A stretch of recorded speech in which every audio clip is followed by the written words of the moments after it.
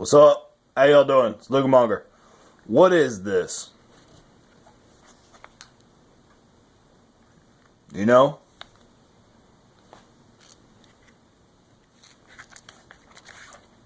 Some of you might say, oh, it's a Kabar USMC. You're wrong. A little bit more knife savvy people would say, oh, that's a Kabar next generation fighting knife. And again, you're actually wrong. This is a Kabar Cutco Explorer, right? Cutco is a door-to-door knife sales company. They mainly specialize in kitchen knives. They utilize 440A primarily as their blade steel, albeit they do an amazing job with it, an amazing temper, this is the 440A.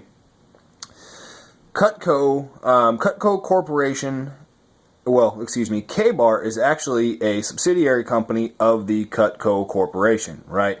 They own a lot of different knife companies. So this is the Cutco Kabar Explorer, right? It is the new generation fighting knife from Kabar with a 440A steel blade opposed from the D2 and no fuller blood groove, okay? I have sharpened the swedge on this knife. That did not come from the factory like that. It has a partially serrated edge. Let me give you the specs actually on this one. Hold on, let me find my little sheet here. It's got a 7-inch blade length. Back off. Go. Dog trying to mess with stuff. It's got 7-inch blade length. The serrated section is 1.75 inches. The blade thickness is 0.16 inches. The overall length is 12 inches. The handle length is 5 inches. The handle thickness, okay, at its thickest point, and not around, just in diameter, is 1 inch. It weighs 12.2 ounces, okay? And the MSRP on this knife, if you look it up online, is $195. Okay, $195. Now, Cutco sells door to door, right? So they massively mark up the pricing so that the salesman at the door can give you, like, oh, it's a 70% discount. You know what I mean? How can you say no to a 70% discount? Ha ha ha. Especially when they're offering knives like this. You get the kitchen knives, for everyone who does the cooking, they're all happy. And if there's any outdoor people in the family, there's any military people in the family, whatever it is, you can get this as well. It's a fantastic sales technique. But the knife itself is fantastic. I actually am a big fan of this. I'm not the biggest fan of the 440A steel, but I haven't actually done a whole lot with this knife here, right? I have a few of the Cutco knives. Now, this is the Cutco Outdoorsman. Again, Cutco Kabar Outdoorsman. I've beat this thing up. I've done a decent amount of work with it. You can see I'm going to be doing a separate review on this one by itself separately. But the coating is holding up okay. It is chipping off. It's not actually wearing off. You can see there it is chipping away. But I've been very, very impressed with this steel. I don't know what they did to their 440A. They're not lying about it. I mean, you can go to their website. It says 440A stainless steel. It also says that they do a dual differential heat, or a differential thermo temper or some shit like that. I can't remember exactly what the terminology they use. You can see here it is manufactured in USA, which is cool. It is manufactured at the Kabar factory in Olean, New York. So it's made right alongside the actual Kabar, fighting knives, things like that. So this is the other one that I have here. This is actually just a Cutco product. This is called the Cutco Drop Point Hunter. Okay, I got all three of these knives as a gift, and so wait until you see this one. Look at this. Haha. Okay. Now, these are not serrations, okay? If you were to be talking to like a Cutco salesman or a Cutco representative, right? These aren't actually serrations. What this is, come on, focus for me.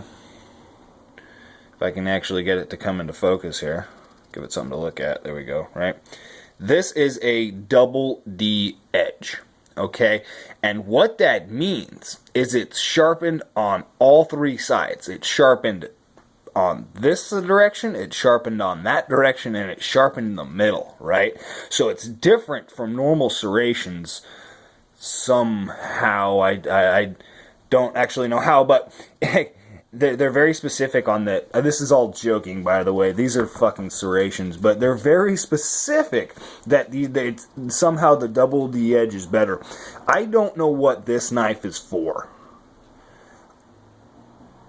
It feels great.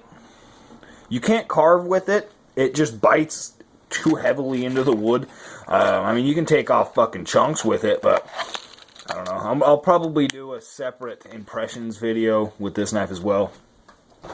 Back to the K-bar here. Now this is called the Explorer, right? This is the Cutco Kabar Cutco Explorer, right? Now this is based off of the the Kabar Next Generation Fighting Knife, right? Which kind of pisses me off because the Next Generation Fighting Knife, what they've done, right, is give it a dog head pommel, okay, which is good. I actually am a fan of that, right? But then they took away half of the guard. Why are you going to make the Next Generation Fighting Knife with half a fucking handguard? That doesn't make any sense to me. They removed half of that. But on that line, you know, I wanted to make it more of a fighting knife. I'm obviously not going to carry this, so I did sharpen that back. I probably did it a little bit more than honestly is necessary. It's got a pretty sharp edge on it. It bites fantastically well. It's like having a 2-inch karambit on the backside of your main edge for your knife. I mean, it is I love a double sharpened buoy. There really isn't an easier to use tactical knife besides something like a dagger, you know what I mean? Because it has that same principle. You can just get in there and you know what I mean? And it's I don't know. I am a big fan of the true swedge sharpened buoy. I do consider this a buoy knife even though it doesn't have a full cross guard. Made in America. That's the, I just wanted to make this video. I can't really call this a review. I'm going to on the title, but I can't really call this a review because I'm not actually going to be doing too much with this. This is just kind of be one into my collection. The Sheath, okay, let me get into that, is great. I actually am a big fan of the Sheath. It's the one that comes with the modern K-bar. You can see that snap retention there. It's got a little lip that protrudes out so you can just give it a little bit of a push, deploy the knife. It works fantastically well. There's a little tiny bit of rattle, but it's nothing, nothing harsh. It's definitely manageable. You can see what I've done with the sheath here. If you've watched any of my channel at all, you already know that I don't like a low-riding sheath. I don't like it flapping around and beating into my legs, so I just wrapped this around paracord, strung it through the actual belt loop there so that I'm not actually using the belt loop itself. I'm using that little pouch that's created by me folding it over, and then I've just tied and burned that paracord there so it holds it up nice.